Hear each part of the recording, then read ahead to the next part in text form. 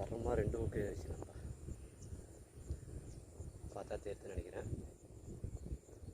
கபீலும் பிடிச்சோம், கொப்புன்னு பிடிச்சது லாக் ஆயிடுச்சு. 2 ஊக்கு வைப்பர் ஆர்விகே ஃபிஷிங் டேக்லாஸ் அவருக்கெல்லாம் வந்து செம்ம ரிசல்ட் இது.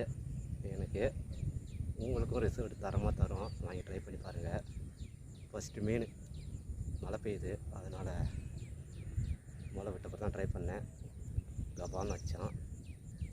ஃபஸ்ட்டு விரால் வைப்பர் ஃப்ராகு பார்த்துங்க, தரமாக 2 ஊக்கு ஏறிச்சு. தேங்க்யூ. அடுத்தமே ட்ரை பண்ணலாம்.